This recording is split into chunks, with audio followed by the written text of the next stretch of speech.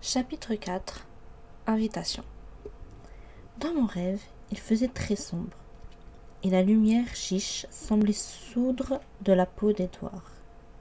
Je ne voyais pas son visage, seulement son dos, au fur et à mesure qu'il s'éloignait de moi, m'abandonnant dans l'obscurité. J'avais beau courir, je ne le rattrapais pas.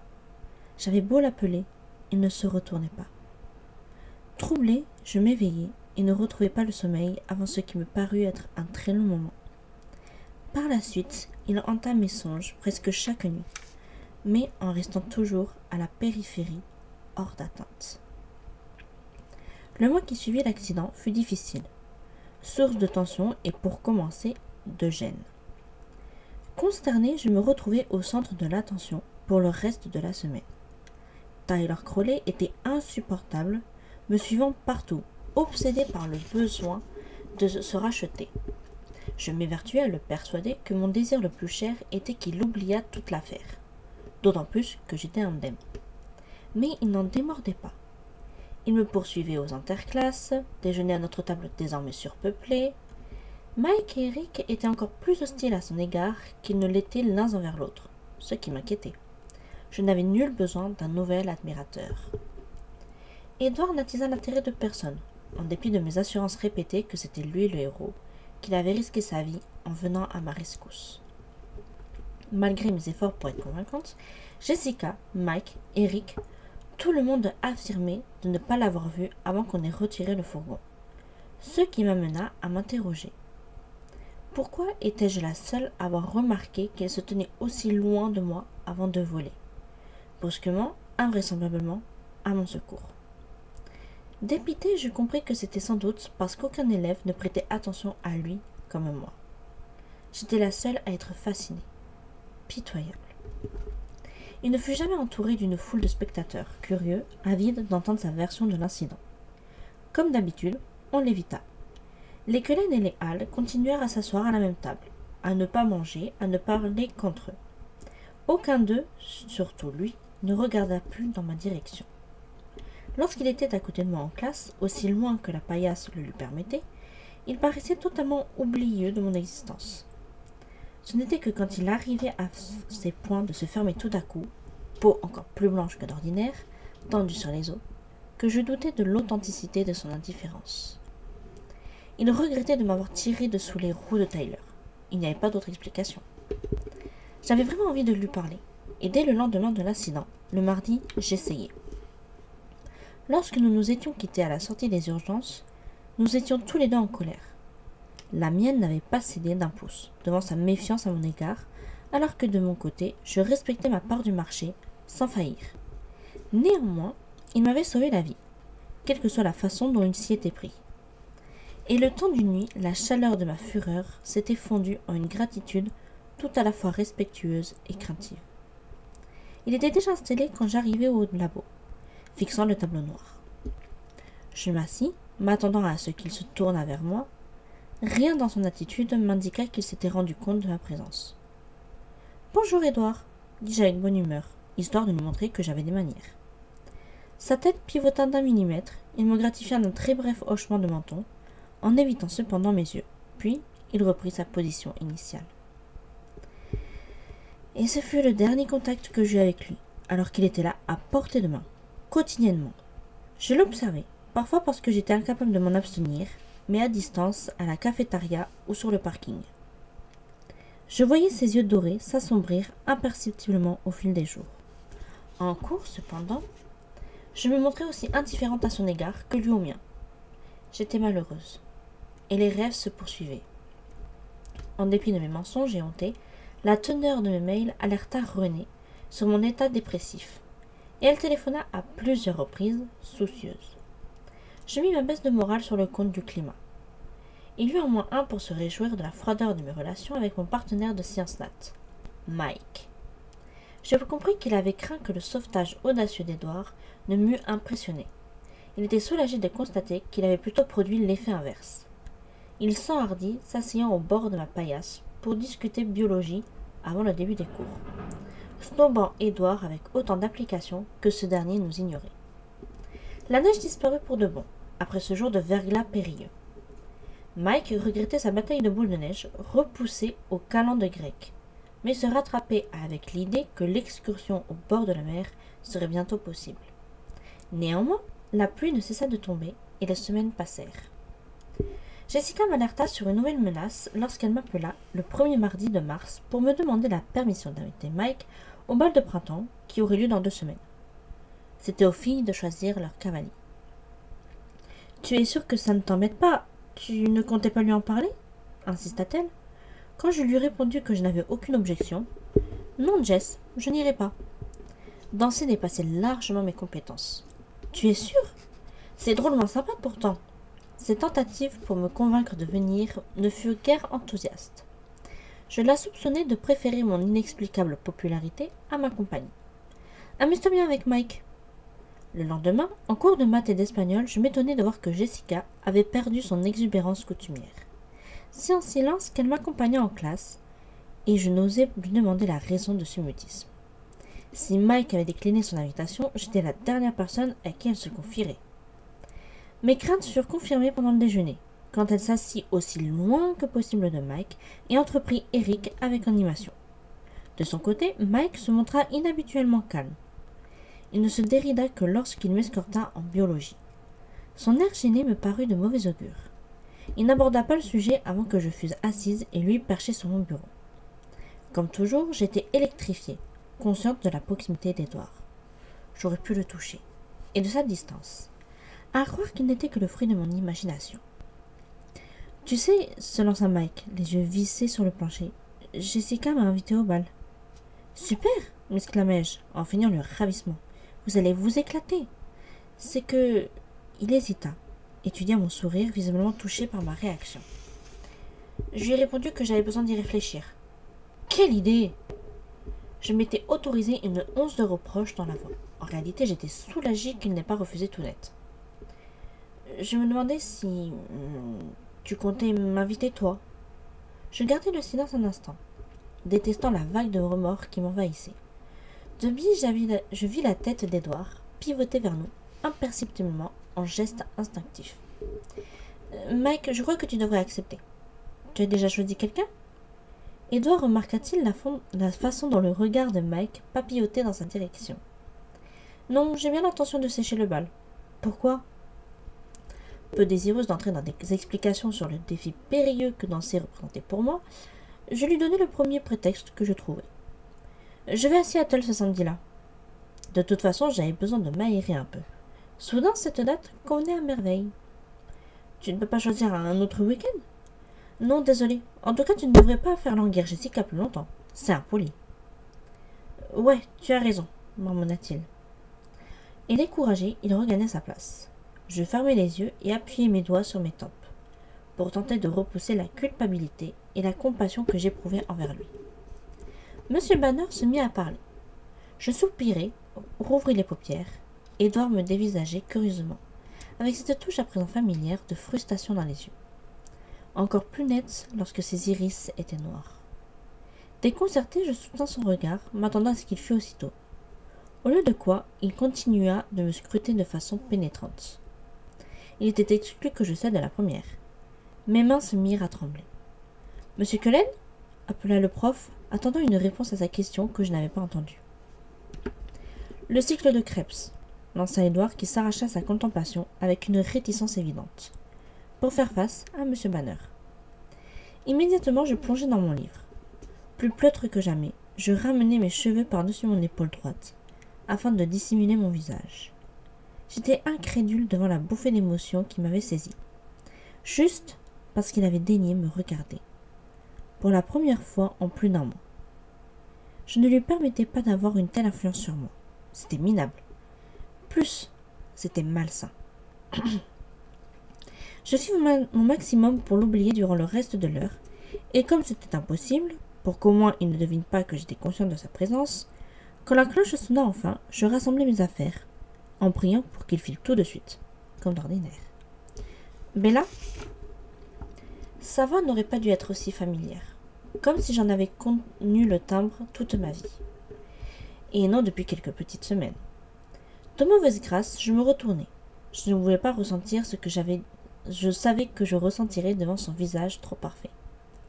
J'arborais une expression prudente. La sienne était indéchiffrable. Il n'ajouta rien. Quoi, tu me parles de nouveau finis-je par demander, une involontaire note irascible dans la voix. Non, pas vraiment, admit-il, tandis que ses lèvres frémissaient pour étouffer un sourire. Paupières closes, j'inspirais doucement par le nez, consciente que je grinçais des dents. Lui attendait. Alors, qu'est-ce que tu veux, Édouard ? Je n'avais pas rouvert les yeux, car il m'était plus aisé ainsi de m'adresser à lui sans divaguer. Je te prie de m'excuser. Il paraissait sincère. Je ne suis pas très courtois, je sais, mais c'est mieux comme ça, crois-moi. Cette fois, je fus obligée de le regarder. Il était très sérieux. Je ne te comprends pas, répondis-je avec précaution. Il vaut mieux que nous ne soyons pas amis. Fais-moi confiance. Je fronçai les sourcils. J'avais déjà entendu cette phrase. Dommage que tu ne t'en sois pas aperçu plus tôt, grondai-je. Tu te serais épargné tous ces regrets. Des regrets ? Le mot et mon ton l'avaient apparemment désarçonné. De quoi ? De ne pas avoir laissé cet imbécile de fourgon me réduire en bouillie.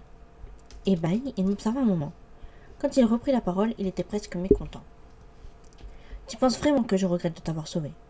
Je le sais, aboyai-je. Tu ne sais rien du tout. Cette fois, il était en colère pour de bon. Je tournai brusquement la tête, mâchoire serrée, tâchant de retenir les accusations délirantes que j'avais envie de lui cracher à la face. Je récupérai mes livres, me levai et filai vers la porte. J'avais envisagé une sortie théâtrale, mais bien sûr, je me pris les pieds dans le chambranle et lâchai mes affaires. L'idée m'effleura de les abandonner sur place, puis, avec un soupir, je me penchai pour les ramasser. Il était déjà là. Il me tendait mes manuels, empilés, le visage dur. « Merci, » dis-je sèchement. « De rien, » riposta-t-il en pinçant les lèvres. Je me redressai et partis à grandes enjambées raides vers le gymnase sans regarder derrière moi. La séance de sport fut brutale. Nous étions passés au basket. Mon équipe ne me lança jamais le ballon, ce qui était bien. Mais je tombais beaucoup, entraînant parfois des gens dans ma chute. Ce jour-là fut pire que d'habitude, parce que j'étais obnubilée par Édouard. Je tâchais de me concentrer sur mes pieds, mais il ne cessait de revenir insidieusement, hanter mon esprit, alors que j'avais plus que jamais besoin de mon équilibre. Comme toujours, ce fut une vraie délivrance de rentrer à la maison. Je rejoignis ma camionnette en courant presque parce que je souhaitais éviter un maximum de gens. La Chevrolet n'avait subi que des dégâts mineurs dans l'accident. J'avais dû remplacer le feu arrière et si j'avais eu un pot de peinture sous la main, je serais allée jusqu'à faire quelques retouches. Les parents de Tyler, eux, avaient été contraints de vendre leur fourgon en pièces détachées. Je manquais d'avoir une crise cardiaque quand au détour d'un bâtiment, je distinguai une grande silhouette sombre, appuyée contre le flanc de ma voiture. Puis je compris que ce n'était qu'Eric. Je continuai mon chemin. « Salut. Salut Béa. Quoi de neuf ? Je me demandais juste si tu accepterais d'aller au bal avec moi. » Sa voix dérailla sur le dernier mot. J'étais en train de me déverrouiller ma portière et ses paroles me désarçonnèrent. Je croyais que c'était aux filles de choisir leur cavalier, ripostai-je, trop étonné pour être diplomate. Ouais, admit-il penaud. Recouvrant mon sang-froid, je m'arrachai un sourire chaleureux. Je serai à Seattle ce jour-là, mais merci quand même. Oh, une autre fois peut-être. C'est ça, me dérobai-je. Je me mordis aussitôt la langue, pourvu qu'il ne prenne pas ma réponse au pied de la lettre. Il s'éloigna mollement en direction du lycée. Un ricanement étouffé me parvint, et Édouard passa devant mon capot, regard fixé sur l'horizon et lèvres serrées. Bondissant dans l'habitacle, je claquai rageusement la portière. Je fis gronder le moteur de manière assourdissante et reculai dans l'allée. Édouard était déjà dans sa voiture, à 2 places de là. Il déboîta en douceur, me coupant la route. Puis il s'arrêta pour attendre ses frères et sœurs. Je les apercevais tous les 4 qui s'approchaient. Ils se trouvaient encore au niveau de la cantine cependant. J'envisageais de démolir l'arrière de la Volvo rutilante, mais il y avait trop de témoins. Jetant un coup d'œil dans mon rétro, je constatai qu'une queue avait commencé à se former. Juste derrière moi, Tyler Crowley agitait la main, assis dans sa vieille Sentra, tout récemment acquise. Énervé, je ne lui répondis pas. Tandis que je patientais, regardant partout sauf en direction de la voiture stationnée devant moi, j'entendis qu'on frappait à ma vitre côté passager. C'était Tyler. Surprise, je vérifiai dans mon rétro. Sa voiture tournait, portière ouverte. Je me penchai pour abaisser la fenêtre. La manivelle résista et j'abandonnai à la moitié. Excuse-moi, Tyler, je suis considéré que laine, lançai-je agacé. Il était clair que l'embouteillage n'était pas ma faute. Oh, je sais, je voulais juste te proposer un truc pendant qu'on est bloqué ici, répondit-il avec un sourire jusqu'aux oreilles. Non, ce n'était pas possible. Tu veux bien m'inviter au bal continua-t-il. Je ne serai pas là, Tyler, rétorquai-je sèchement. Un peu trop. Après tout, ce n'était pas sa faute si Mike et Eric avaient épuisé mes réserves de tolérance pour la journée. Ah, oui, Mike me l'a dit, reconnut-il. Alors pourquoi? J'espérais seulement que c'était une façon sympa de les conduire, admit-il en haussant les épaules. Bon, c'était bien sa faute, finalement. Je tâchai de cacher mon irritation. Désolé, Tyler, je serai effectivement absente. Pas grave, il nous restera toujours le bal de promo. Et sans me laisser le temps de répliquer, il repartit vers sa voiture. J'étais sous le choc. À travers le pare-brise, je vis Alice, Rosalie, Emmett et Jasper monter à bord de la Volvo. Edward me fixait dans son rétroviseur. Aucun doute, il s'amusait beaucoup à croire qu'il avait capté toute ma conversation avec Tyler. Mon pied taquina l'accélérateur. Un petit coup ne leur ferait pas de mal. Seule cette peinture argentée bien lustrée souffrirait. J'enclenchai la première, mais Edward filait déjà. Je rentrai lentement, prudente, marmonnant dans ma barbe durant le trajet. Une fois à la maison, pour le dîner, c'était un processus long, ce qui m'occuperait. Pendant que les oignons et les poivrons réduisaient à petit feu, le téléphone sonna. J'eus presque peur de décrocher, mais ça pouvait être Charlie ou ma mère. C'était Jessica, et elle jubilait. Mike l'avait rattrapée à la fin des cours pour lui annoncer qu'il acceptait d'être son cavalier. Je me réjouis brièvement de la nouvelle tout en remuant mon plat. Elle était pressée car elle voulait appeler Angela et Lorraine pour partager sa joie. Je suggérais avec une innocence étudiée qu'Angela, la timide qui était en biologie avec moi, invite Eric, et que Lorraine, une fille distante qu'il n'avait toujours ignorée, en parle à Tyler. J'avais entendu dire qu'il était encore libre. Jess trouva que c'était une excellente idée. À présent qu'elle était certaine d'avoir Mike à son bras, elle parut sincère lorsqu'elle affirma qu'elle regretterait mon absence. Je lui servis l'excuse de Seattle.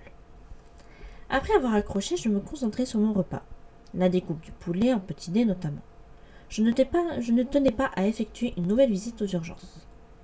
Mais j'avais l'esprit ailleurs et ne cessais de revenir sur chacune des paroles qu'avait prononcées Édouard. Qu'avait-il voulu dire en affirmant qu'il valait mieux que nous ne soyons pas amis?